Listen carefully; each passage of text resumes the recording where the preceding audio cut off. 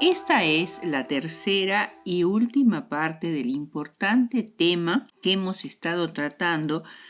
¿Es cierto que Jesús viene pronto? Vamos a tratar en primer lugar la marca de la bestia.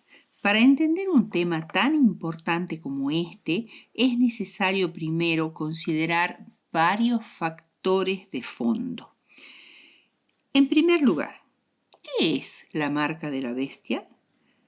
La marca de la bestia se refiere a la bestia del mar, que aparece en el capítulo 13 de Apocalipsis, no a la bestia de la tierra, que también aparece en ese capítulo. Es la marca identificadora del culto de adoración que se le rinde a la bestia del mar.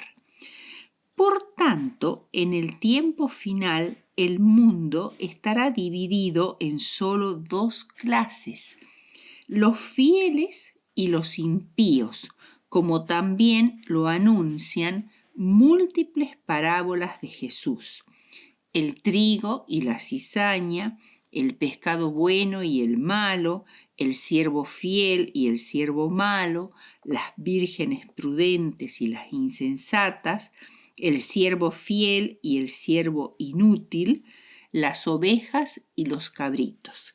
Actualmente hay tres clases de personas en el mundo: los fieles, que recibirán el sello de Dios; los impíos, que recibirán la marca de la bestia; y los que aún no se han decidido por cuál camino tomar.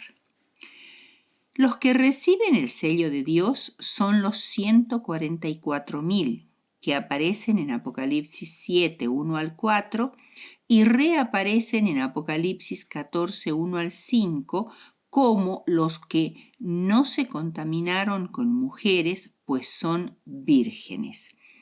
Hay que entender esto en el contexto de Babilonia la Grande y sus hijas, llamadas rameras, por ser iglesias apóstatas. Estos son los que siguen al Cordero por donde quiera que va, mientras los que reciben la marca de la bestia adoran al dragón, que representa a Satanás, la serpiente antigua, y al espiritismo, a la bestia del mar, que representa al papado, y a su imagen, que representa al protestantismo apóstata. Y si no se arrepienten, recibirán la ira divina sin mezcla de misericordia. Aún en el momento del mensaje del tercer ángel, hay oportunidad para arrepentirse, aceptar a Jesús y declarar la lealtad a sus mandamientos. Tanto la marca de la bestia como el sello de Dios presuponen una condición espiritual muy profunda. Los que reciben el sello de Dios tendrán un amor tan grande por su Maestro y una relación con Él tan íntima que preferirán morir a desobedecer los mandamientos de Dios, y estarán tan comprometidos con Él que darán su testimonio aún bajo la persecución más intensa. Por otro lado, los que reciben la marca de la bestia pueden hacerlo en su frente, o sea, por convicción, o en la mano, es decir, por conveniencia. Según Apocalipsis, están en franca rebelión contra Dios. Muchos de ellos serán ateos o personas con mentalidad secular que abiertamente niegan a Dios. Pero habrá muchos que tienen la forma más peligrosa de rebelión, o sea, la de aquellos que piensan que sirven a Dios, que son cristianos fieles, como dice en Mateo 7, 22 y 23. La adoración es uno de los temas principales de los capítulos 13 y 14 de Apocalipsis. La adoración verdadera de Dios y la adoración falsa de la bestia del mar y de su imagen. Mientras la bestia del mar acepta la adoración, la bestia terrestre la hace cumplir. La bestia de la tierra, que es la entidad política, hará cumplir la adoración de la bestia del mar. La entidad religiosa será, como en el medioevo, el brazo armado de la Iglesia. Sin embargo, esta adoración falsa tendrá un precio terrible: beber del vino de la ira de Dios sin mezcla de misericordia, lo que sin duda es la amenaza más severa que Dios hace a los seres humanos en toda la Biblia. Segundo punto, Apocalipsis 13 y la marca de la bestia. Desde que se desarrolló la tecnología de la identificación de radiofrecuencia, que consiste en un chip colocado debajo de la piel de una persona que tiene un número de identificación personal que permitiría ubicar a niños que han sido secuestrados, supervisar las actividades de los padres ancianos y que en el futuro evitaría llevar en la cartera tarjetas de crédito, ya que en un aparato en el supermercado se leería la información del chip y autorizaría la venta. Algunos cristianos han desarrollado la idea de que la marca de la bestia podría ser un chip implantado debajo de la piel. Y hasta cierto punto parecería una idea razonable, que el gobierno podría seguir a cualquier individuo casi por todas partes y podría supervisar y controlar todas sus actividades económicas. Además, la frente o la mano son lugares lógicos para colocar el microchip. Sin embargo, ya hemos dicho que tanto la marca de la bestia como el sello de Dios son asuntos que tienen que ver con la adoración. En primer lugar, veremos que la verdadera adoración en Apocalipsis 14 tiene que ver con la observancia del cuarto mandamiento el sábado como día de descanso en señal de reconocimiento de Dios como nuestro creador. Por otro lado, en Apocalipsis 12:17 se nos dice que al final de los tiempos Dios tendrá un pueblo que guarda los mandamientos de Dios y tiene la fe de Jesús. Es decir, que tienen una comprensión clara de la justificación por la fe y de la relación entre la ley y la gracia. Si la verdadera adoración se caracterizará en el tiempo del fin por la observancia del sábado, entonces la falsa adoración se caracterizará por la observancia del domingo, que será de cumplimiento obligatorio por la ley civil. Creemos que la observancia del domingo como día de reposo, por más que sea sincera por parte de la mayoría de los cristianos, no sigue las especificaciones del cuarto mandamiento y por ello la observancia del domingo es la marca de la bestia. Solamente cuando la observancia del domingo como día de adoración sea obligatoria por ley, con castigos para quienes la rechacen, entonces los que la obedezcan recibirán la marca de la bestia. Ambos días de reposo llevan el nombre de su autor, una marca imborrable que demuestra la autoridad de cada uno. Los dignatarios de la Iglesia y el Estado se unirán para hacer que todos honren el domingo y para ello apelarán al cohecho, a la persuasión y a la fuerza. La falta de autoridad divina se suplirá con ordenanzas abrumadoras.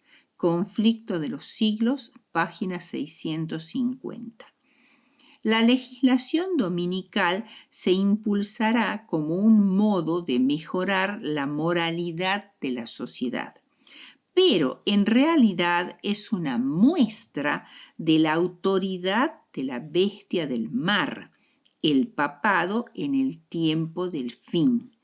Esto será así porque según la teología católica, Jesús invistió a la Iglesia con una autoridad tan grande que aún se toma la libertad de cambiar la ley de Dios.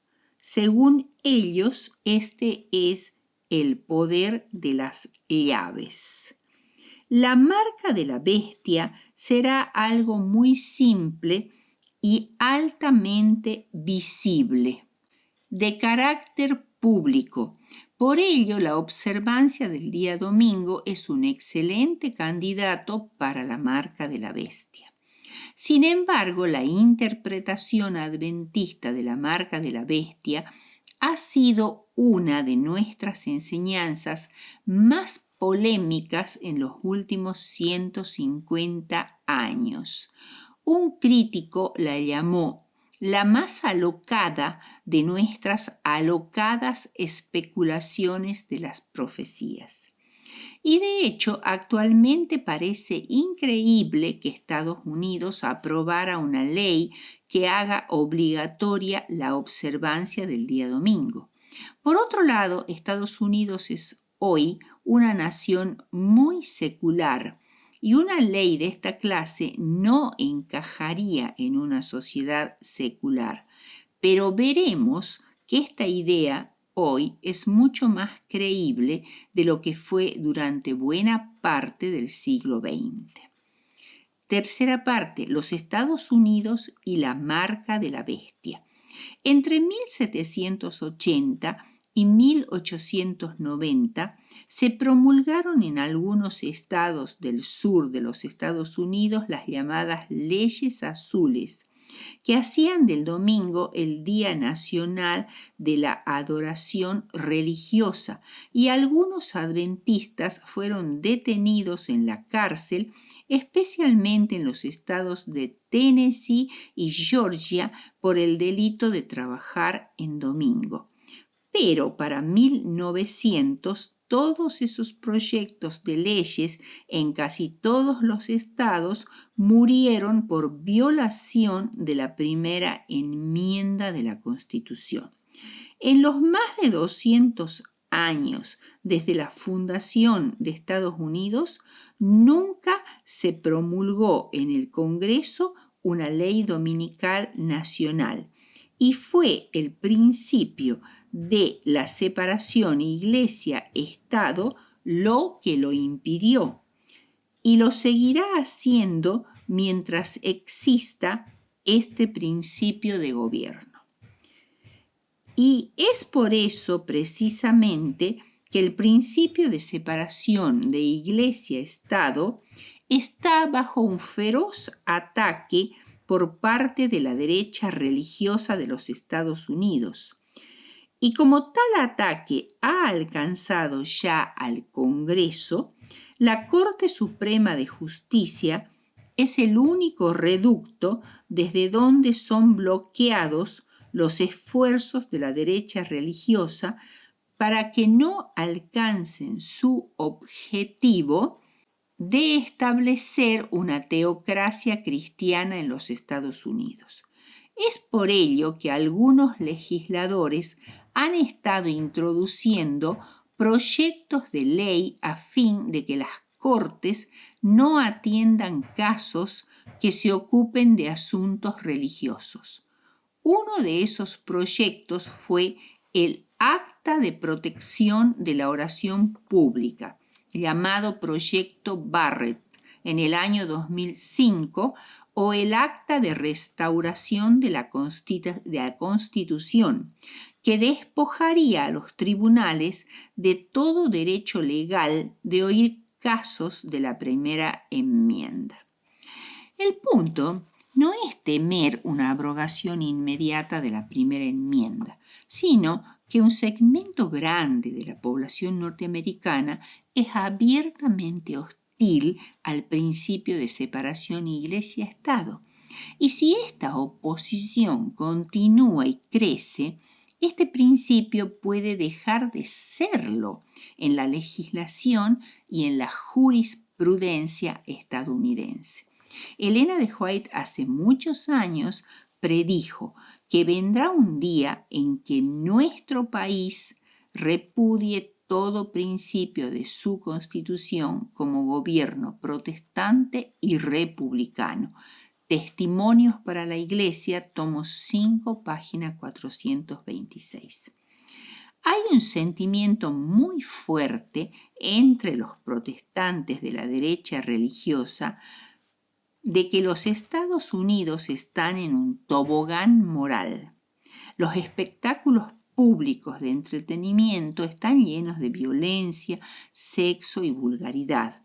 Internet ha aumentado exponencialmente el alcance de la pornografía. Cada año millones de bebés mueren a causa del aborto. La homosexualidad está ganando una amplia aceptación social, llegando a ser más y más comunes las uniones homosexuales con la aceptación legal del casamiento igualitario y la adopción de hijos por dichas parejas. Al mismo tiempo parece que la expresión religiosa se está expulsando gradualmente de las instituciones del gobierno.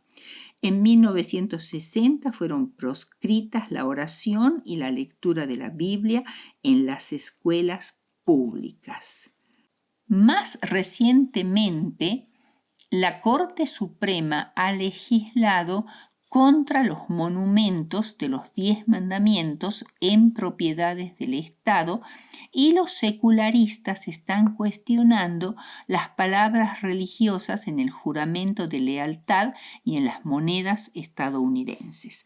Hay repentinamente un grito para que los Estados Unidos retornen a Dios y se ha declarado una guerra contra la cultura y en la actualidad hay un énfasis grande entre los protestantes conservadores en el sentido de que los 10 mandamientos son el cimiento del sistema legislativo del país. Hay una sensación de que las demostraciones públicas de los 10 mandamientos y de otros símbolos de nuestra fe han sido un testimonio visual poderoso de que Estados Unidos es una nación subordinada a Dios. Por supuesto que los adventistas del séptimo día apoyamos este énfasis renovado en obedecer los 10 mandamientos en los Estados Unidos. Pero no se puede ignorar que la gran mayoría de los cristianos, a sabiendas o involuntariamente, está quebrantando el cuarto mandamiento. Y el peligro es que, en el interés de mejorar la moral pública, el Congreso de los Estados Unidos convierta el domingo en día de reposo obligatorio y contradiga el mismo cuarto mandamiento que dice honrar. Por eso hay aspectos positivos y negativos en este énfasis renovado de obedecer a los 10 mandamientos. Quinta parte, 10 Domini. El 31 de mayo de 1998, Juan Pablo II publicó una carta apostólica titulada 10 Domini, Día del Señor, en la cual insta a todos los católicos a ver la importancia de observar la santidad del domingo. Él atribuye al día domingo todas las características que corresponden al Shabbat bíblico, como ser su origen en la creación, la característica de haber sido instituido como un recordativo y además de dedicarse en él a los servicios de la Iglesia, debieran también dedicarse a realizar obras de caridad y de misericordia. Pero agrega que el descanso festivo del domingo debe ser garantizado por el Estado como un derecho del trabajador y agrega, por eso es natural que los cristianos procuren que, incluso en las circunstancias especiales de nuestro propio tiempo, la legislación civil tenga en cuenta su deber de santificar el domingo. En los Estados Unidos, los católicos están determinados a que su comprensión de la moral en temas como el aborto, la eutanasia y la cuestión de la investigación de las células madres, por ejemplo, se convierta en ley en este país. Y una vez que estos principios morales se conviertan en leyes nacionales, exigir la protección legal del domingo será simplemente un paso más. Sexta parte, las leyes dominicales en los Estados Unidos. En la última parte del siglo XIX, Elena G. de White hizo una declaración muy significativa. Y hasta en los Estados Unidos de la Libre América se verá a los representantes del pueblo y a los legisladores tratar de asegurarse el favor público doblegándose a las exigencias populares por una ley que imponga la observancia del domingo. Conflicto de los siglos, página 650. El poder de los norteamericanos e incluso de los extranjeros residentes en el país sobre los legisladores nacionales y estatales es tremendo. Los conservadores forman la base política del Partido Republicano. Además, el electorado hispano es enorme, que los republicanos y los demócratas están cortejando ávidamente. Durante el año 2006, los norteamericanos conservadores aplicaron una enorme presión sobre los legisladores para que decretaran leyes contra la inmigración.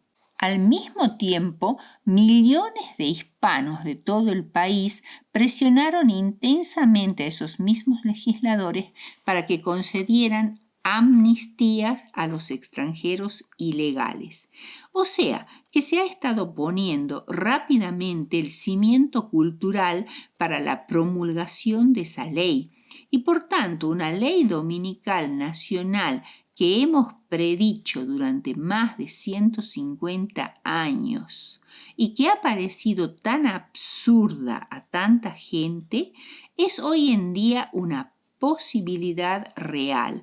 Los adventistas estamos seguros que llegará a ser una realidad en el tiempo futuro. Y además predecimos que vendrá el día cuando los observadores del sábado serán perseguidos severamente por su fe religiosa. Séptima parte. Reconstruccionismo y dominionismo. ¿De qué se trata estos términos que parecen tan difíciles? El reconstruccionismo es un movimiento ultraconservador cuyo fundamento teológico es el dominianismo.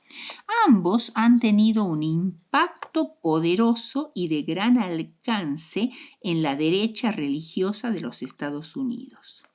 R.J. Rushdoony, nacido en 1916, de padres refugiados armenios, se graduó en educación, literatura inglesa y religión en universidades de California en 1944. Por ese entonces, estas universidades eran bastiones del liberalismo, pero él rechazó este movimiento. Gran lector y prolífico escritor, su filosofía era aplicar las leyes del Antiguo Testamento al mundo actual.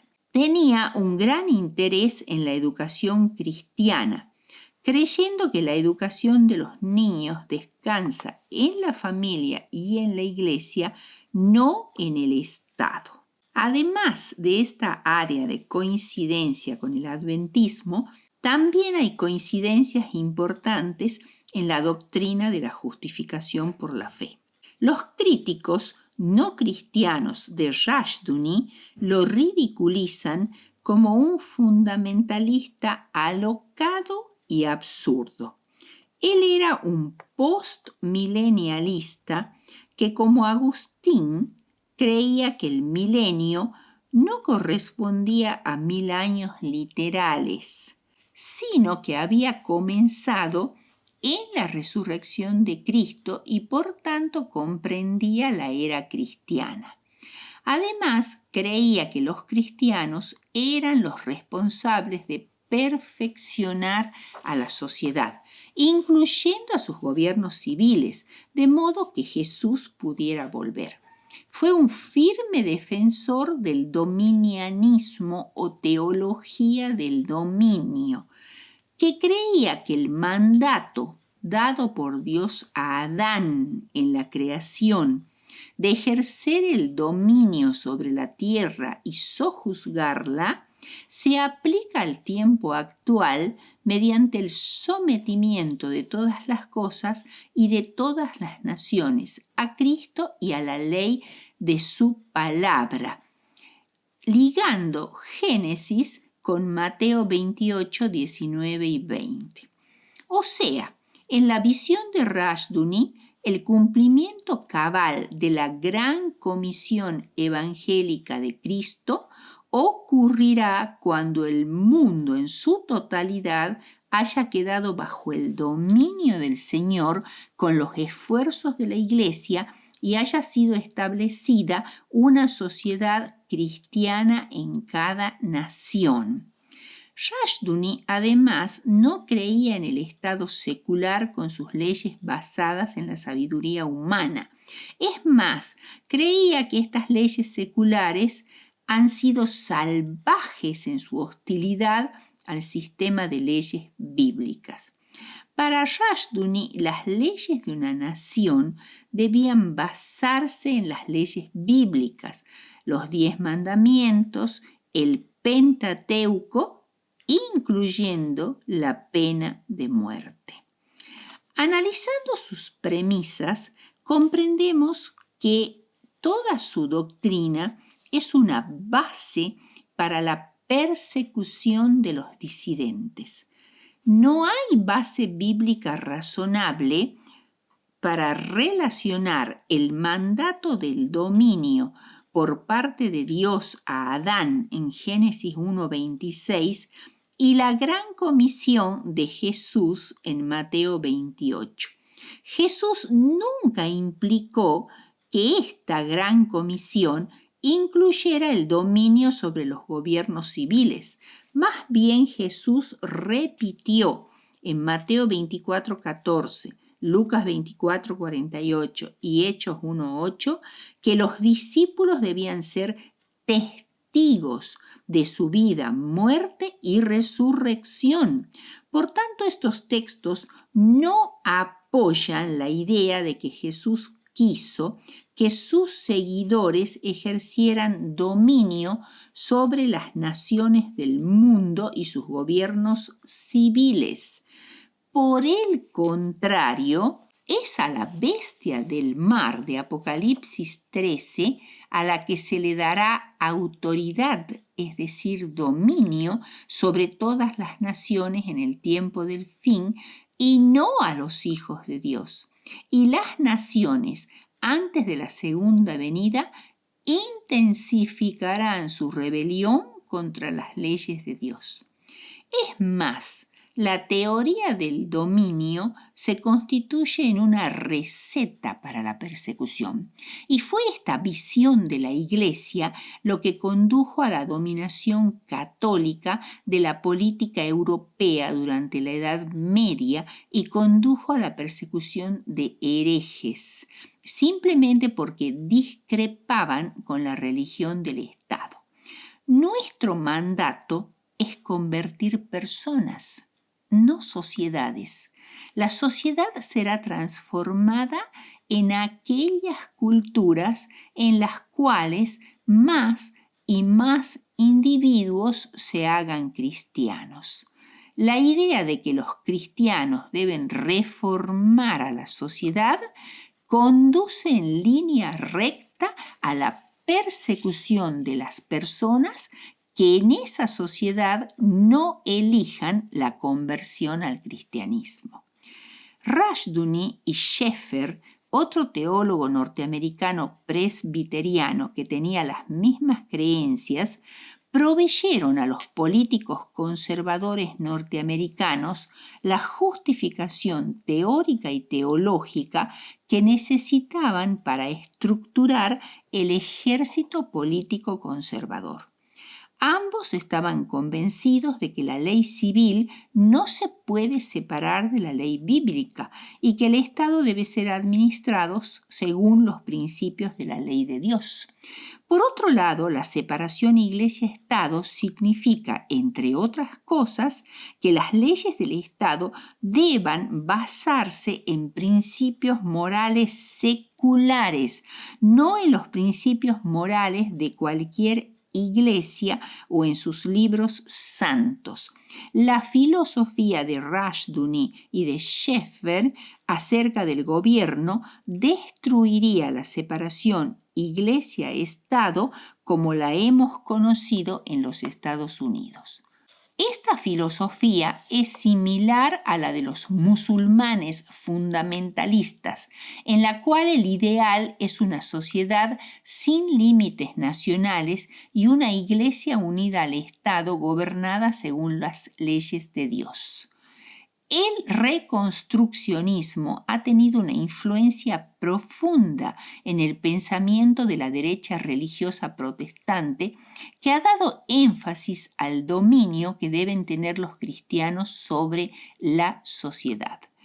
Por otro lado, el dominianismo y el reconstruccionismo son una filosofía muy triunfalista, y cualquier religión triunfalista que se conecta con el gobierno civil está en grave peligro de convertirse en inmoral y abusiva en su trato con los que discrepan.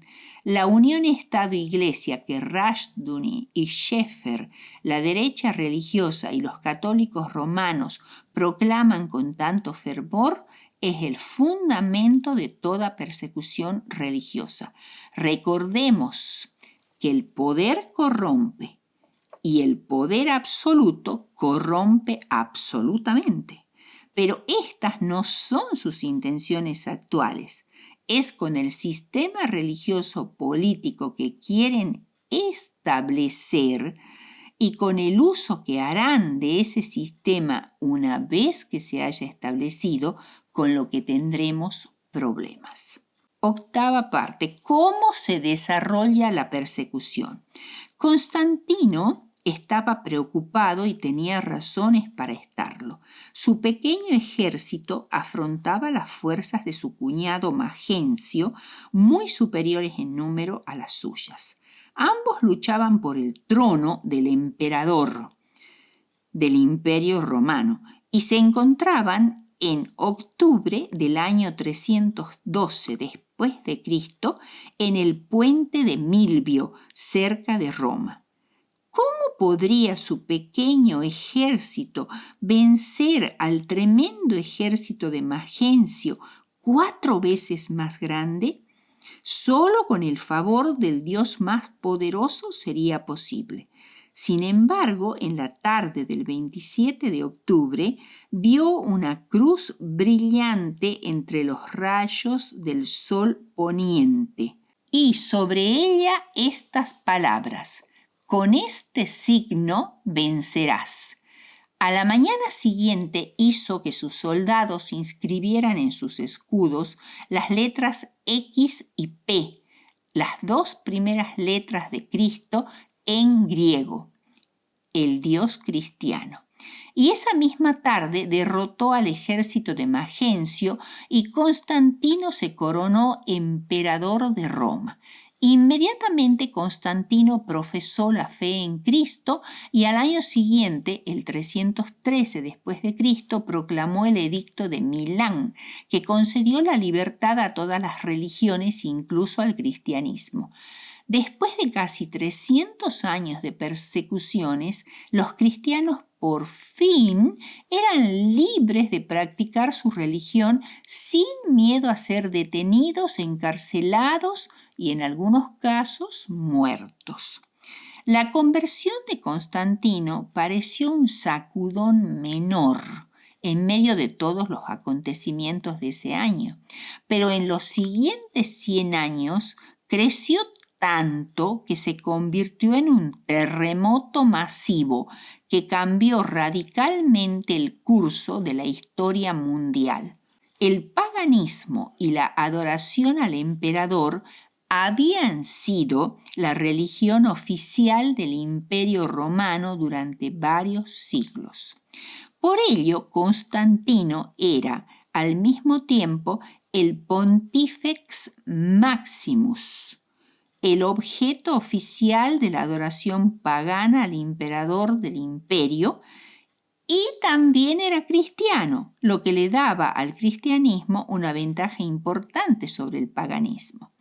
Hacia el final del siglo, el cristianismo sustituyó al paganismo como la religión oficial del imperio y hasta en ciertos momentos llegó a perseguir a los paganos con tanta severidad como estos lo hacían antes contra ellos.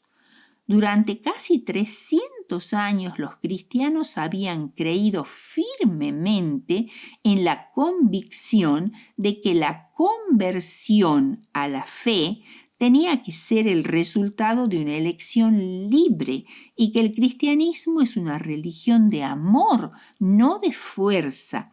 Y esta convicción se reforzaba cada vez que sufrían persecución. La adoración debía ser voluntaria, por gusto. De lo contrario, no era adoración en absoluto.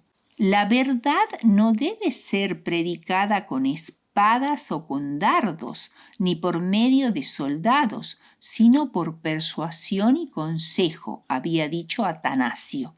Los enemigos debían ser soportados y amados. Constantino, aunque era la cabeza oficial de la religión de la nación romana, también asumió un papel significativo en asuntos cristianos. Presidió el importante concilio de Nicea en el año 325 después de Cristo, así como otros concilios menores, y trató de construir un clima en el cual pudieran convivir una amplia gama de visiones religiosas. Pero 100 años después de su conversión, los cristianos perseguían a los paganos tratando de convertirlos a la fe. Hasta algunos perdieron su vida a mano de cristianos. ¿Por qué sucedió esto? Examinaremos ahora el proceso de cambio.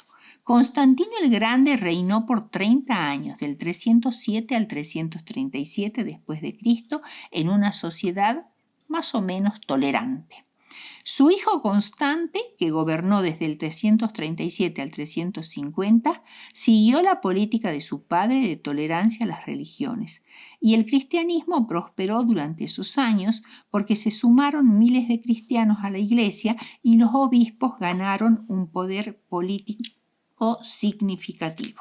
Constante fue sucedido por su hermano Constancio II, un cristiano más radical, que decretó que todos los templos paganos fueran cerrados y que el que ofreciera sacrificios a los dioses fuese muerto. Pero Constancio murió en el 361 y fue seguido por Julián, apodado el Apóstata, porque era un pagano por elección, que trató de reinstaurar el paganismo como la religión del Estado. En 362 publicó un edicto que garantizaba la libertad religiosa, reintrodujo los sacrificios paganos y comenzó a reducir el poder de los obispos cristianos. Los extremistas cristianos, amenazados por la provocación de Julián, abogaban por usar métodos más radicales para conservar el cristianismo en la sociedad. Y para el final del siglo, los cristianos perseguían con severidad a los paganos. Hoy, sin embargo, cuesta imaginar que en los Estados Unidos, una nación tan comprometida con la libertad religiosa, haya una persecución. Sin embargo, el hecho de que el Imperio Romano y la Iglesia cristiana se transformaran de defensores de la libertad religiosa en perseguidores de disidentes en la segunda mitad del siglo IV debería advertirnos de que si pudo pasar entonces, puede pasar ahora. Y si pudo pasar allí, puede pasar aquí. Hay un par de comparaciones entre ese tiempo y el actual. Primero, nos sentimos amenazados por los paganos de nuestros días, los ateos y secularistas, como sucedió con los cristianos de la época de Julián. ¿Cómo se comportarían los cristianos de la derecha religiosa si alcanzaran las posiciones de poder político que tanto buscan con las personas de mentalidad secular? Los protestantes de la derecha religiosa y los católicos de hoy están tan absortos en la construcción de una sociedad cristiana como lo estuvieron los cristianos de los primeros siglos.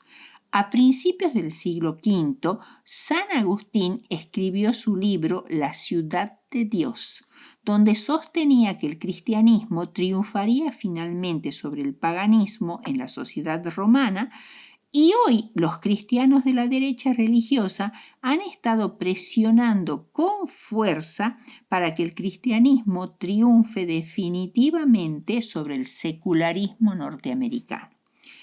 Es también muy evidente que ciertos principios morales únicos de la Iglesia Católica podrían en algún punto llegar a ser ley en Estados Unidos. A principios del siglo XX, la presión en este país de la jerarquía católica sobre los legisladores católicos y los jueces redactaran leyes y emitieran fallos judiciales en armonía con la enseñanza moral católica fue tremenda. Por su parte, la derecha religiosa protestante ejerce presión para que la ley bíblica sea el fundamento del sistema legal nacional. ¿A dónde los conducirá este camino? El libro El Tercer Reich de Richard Evans hace ciertas preguntas a los ciudadanos alemanes que vivieron en los años inmediatamente previos al nazismo. ¿Cómo fue posible que una nación avanzada y muy culta como Alemania cediera ante la fuerza brutal del nacionalsocialismo tan rápido y fácilmente? ¿Por qué hubo allí tan poca resistencia a que los nazis tomaran el poder tan repentinamente? ¿Por qué tantos alemanes dejaron de percibir las consecuencias desastrosas de ignorar la naturaleza violenta, racista y cruel del nazismo? ¿Estamos hoy de la misma manera dejando de percibir las consecuencias desastrosas de ignorar la naturaleza intolerante, coercitiva de los cristianos de la derecha religiosa que proclaman una guerra cultural y demandan que los Estados Unidos sean una sociedad basada en las leyes bíblicas? Si todavía dudamos de la certeza de que se desate una persecución religiosa en los Estados Unidos, hay un argumento incontrovertible y es que Jesús mismo y la Biblia la predicen. Mateo 24:9. Y al decir esto, Jesús estaba refiriendo a las señales de su venida, de modo que podemos esperar que la profecía se cumpla en estos tiempos cercanos a su venida. Apocalipsis también predice persecución para los días del fin. Apocalipsis 13:7, 15 y 17:6. Aún sin identificar a la bestia del mar, a la bestia de la tierra o a la ramera, es lógico inferir que los Estados Unidos, una de las mayores superpotencias mundiales, estarán sumamente implicados en esta persecución del tiempo del fin. Novena parte, la crisis final. Se puede afirmar, sin embargo, sin temor a equivocarse, que en el mundo cristiano de hoy, ya sea protestante, católico u ortodoxo, no existe la idea de perseguir a nadie. Lo preocupante son las tendencias que en una situación de crisis pueden llevar a la gente a cometer atrocidades jamás imaginadas. La Biblia predice que el mundo afrontará una crisis terrible inmediatamente antes de la venida de Jesús. Veamos algunos textos que hablan de esta crisis. Primero, Apocalipsis 7, 1 al 4, habla de 4 ángeles que detienen los 4 vientos de la tierra para que no soplen sobre la tierra, ni sobre el mar, ni sobre ningún árbol hasta que los 144.000 sean sellados en sus frentes. En otras palabras, estos vientos simbolizan las fuerzas destructoras de la naturaleza, por lo que cuando estos vientos son liberados, la ecología del mundo será devastada. Apocalipsis 16 nos da una visión adicional de esta crisis cuando describe las plagas, 7 terribles plagas que caerán en el tiempo del fin. En el capítulo 18 de Apocalipsis descubrimos que estas plagas destruirán la economía del mundo. Los reyes y los comerciantes llorarán y lamentarán porque nadie comprará sus bienes de consumo. La devastación será terrible y global. Los sistemas de defensa del mundo colapsarán totalmente ante cientos de eventos destructivos en toda la tierra. Daniel 12:1 describe esta crisis como la peor angustia que el mundo haya conocido alguna vez, que ocurrirá inmediatamente antes de la resurrección de los justos. Jesús mismo parafrasea a Daniel en Mateo 24, 21 y 22 y en Lucas 21, 25 y 26, hablando de una angustia que amenazará la misma supervivencia de la raza humana. La Biblia habla de un planeta entero aterrorizado y respondiendo a la crisis de una manera impensable en situaciones normales. Las catástrofes hacen que la mayoría de la gente se torne pasiva y accesible a nuevos sistemas de poder y a nuevas relaciones sociales. La crisis global proporciona una oportunidad perfecta a los líderes políticos del mundo para consolidar su poder a fin de controlar la situación. Para Satanás y sus ángeles malignos, la crisis final será su última batalla. Y para ganarla se valdrá de la fuerza y el engaño. Segunda de Tesalonicenses 2, 8 al 12. Décima parte, decreto de muerte. Los adventistas del séptimo día afirman que la señal de la bestia es la observancia del domingo en cumplimiento de la ley civil y que los que finalmente persistan en guardar el séptimo día de la semana, es decir, el sábado, como día de descanso, serán amenazados con la muerte. ¿Cómo será esto posible? La Biblia describe otro aspecto de la crisis final, el espiritismo, que lo hará posible. Hemos dicho que para Satanás esta crisis será su última batalla y hemos hablado del uso de la fuerza, pero ahora veremos cómo usará el engaño. Mateo 24, 24, segunda de Tesalonicenses 2, 8 al 12. En ambos textos se habla de un engaño muy poderoso y muy sutil que aún embaucará a los mismos escogidos. Apocalipsis 13 también dice que la bestia de la tierra hará descender fuego del cielo a la tierra, grandes señales que incluirán milagros extraordinarios que asombrarán a la gente y que harán que crean a la mentira.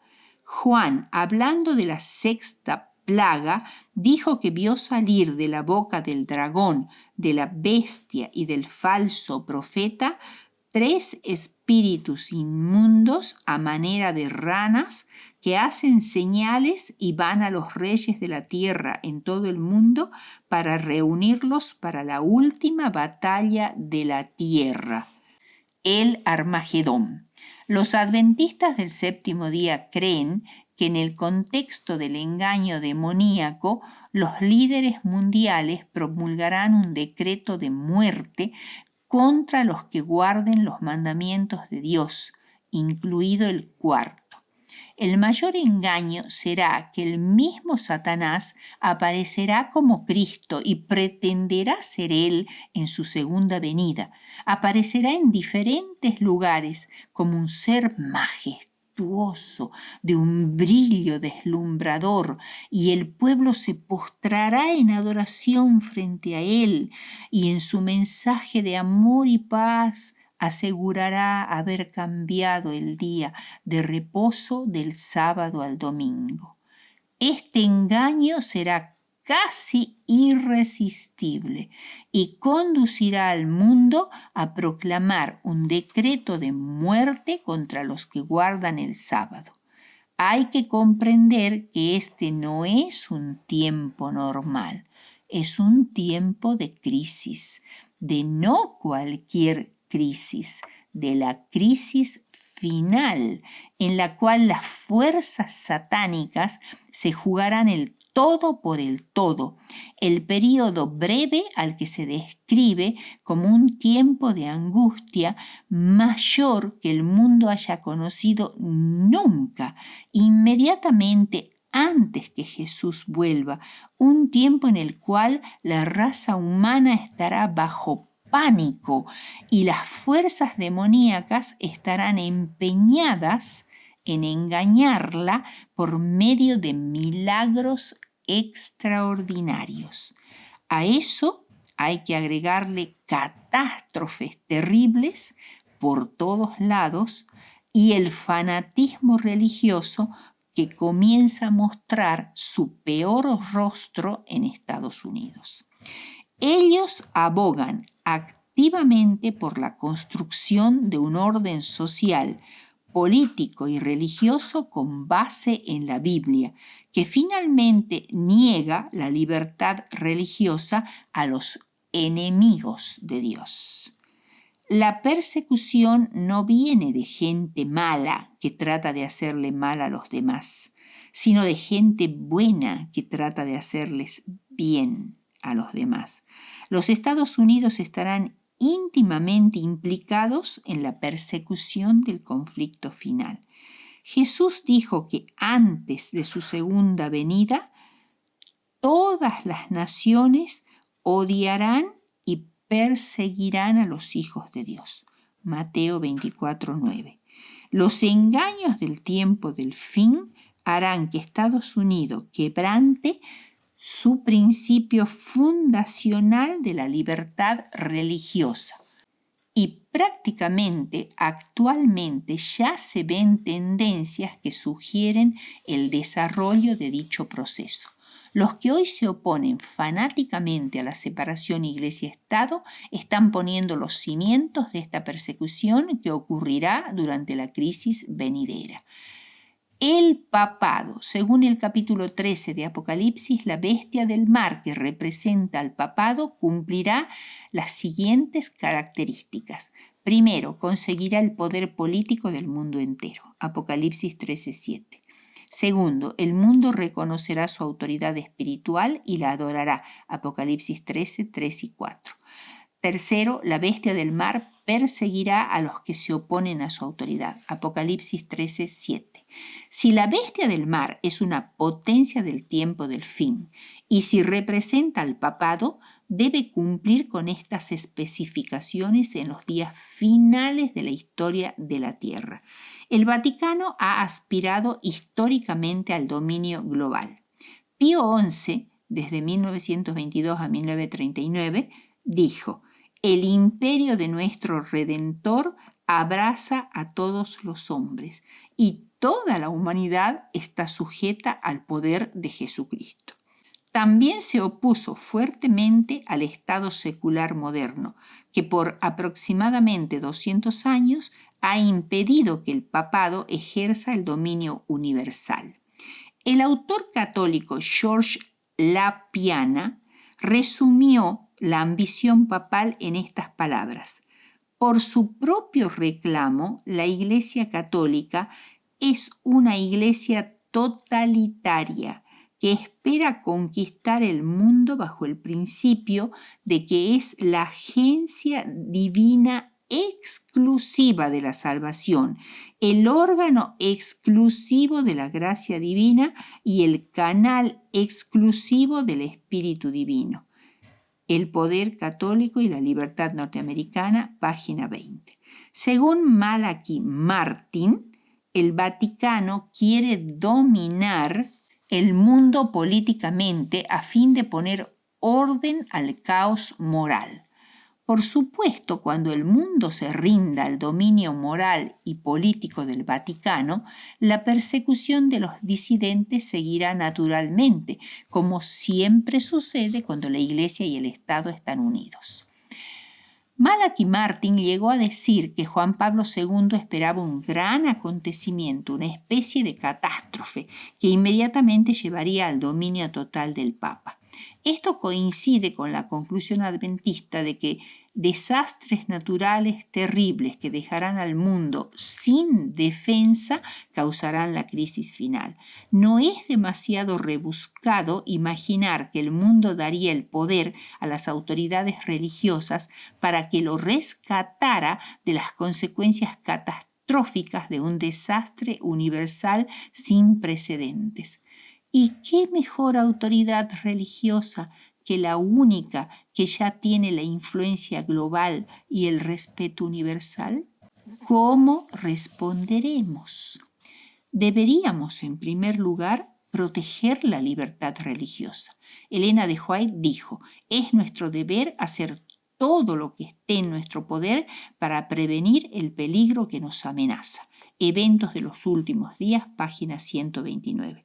Para ello, lo primero que debemos hacer es informarnos acerca del tema, consultando los libros que hablan de él, consultar por internet, familiarizarnos con el pensamiento de la derecha religiosa, informarse si fuera posible de los debates acerca del tema que se llevan a cabo en el Congreso de los Estados Unidos y en la legislatura de cada país. Y es importante hacer conocer a los diputados y senadores nuestras convicciones al respecto. Segundo, prepararnos para lo inevitable. El mundo afrontará una crisis terrible que consistirá en desastres naturales terribles, guerras y quizás terrorismo. La economía del mundo colapsará, provocando una miseria incalculable. Al mismo tiempo habrá un gran renacimiento religioso. Gente de todas partes del mundo buscando a Dios. Pero lamentablemente será también un periodo de actividad satánica intensa y sus milagros mentirosos atraerán a muchos. Se levantará una persecución religiosa contra los que rechazan los modos políticamente correctos de adoración. En 1896, Elena de White escribió: «La tormenta viene, implacable en su furia. ¿Estamos listos para enfrentarla?». Maranata, página 108. La preparación debe ser en primer lugar espiritual, lo cual consiste en llegar a tener una relación estrecha y significativa con Jesús. Esto implica estudio serio y profundo de la palabra y del espíritu de profecía. Conocer cabalmente las doctrinas fundamentales de la Iglesia y especialmente la justificación por la fe nos ayudará a profundizar esa relación. En segundo lugar, la oración es una parte vital de la preparación espiritual, dándole un tiempo y un lugar de importancia en nuestras vidas. En tercer lugar está la lucha contra nuestros defectos de carácter y con nuestras adicciones. No nos engañemos, todos las tenemos: a la comida, al sexo, a la pornografía, al trabajo, al alcohol, al tabaco, a los narcóticos, a los juegos de azar, a la televisión, a internet, etcétera, etcétera, etcétera. Según Santiago, el problema principal en las adicciones no está en la conducta, sino en nuestros deseos incorrectos. Santiago 1, 13 al 15, que es contra lo cual debemos combatir. Recordemos que si usted no quiere ceder, no lo hará por fuerte que sea la tentación. Por último está la preparación física, lo cual será muy importante en la crisis final, y esto implica una dieta balanceada, mucha agua, ejercicio aeróbico, aire fresco, luz solar y reposo adecuado. Tercero, compartir nuestras convicciones. A pesar que esta interpretación de las profecías apocalípticas ha sido calificada como la más alocada de todas las alocadas especulaciones adventistas, nuestra responsabilidad es compartir lo que conocemos. Hacerlo es tan correcto como advertirle al vecino que su casa se incendiará en 5 años. Pero debemos hacerlo siempre manifestando respeto a todos, católicos, protestantes, secularistas, etcétera, etcétera. Además, se debe compartir a Jesús en primer lugar, porque la profecía no salvará a nadie. Debemos comenzar con Jesús y su gracia salvífica. También se debe compartir el mensaje con inteligencia. Debemos ir de lo simple a lo complejo. Debe ponerse primero el cimiento del conocimiento de Jesús, la ley, el sábado y posteriormente las profecías, siempre desde lo más simple a lo más complejo. Amar a los secularistas. Es imposible llevar a las personas a los pies de Jesús cuando estamos en guerra con ellas. Por ello debemos amarlos a pesar de su cultura o de sus creencias. Y no olvidemos, hermanos, que a pesar de que el futuro que se avecina parece sombrío y desolador, Lucas nos dice que cuando veamos que estas cosas se cumplan, levantemos nuestras cabezas, porque nuestra salvación está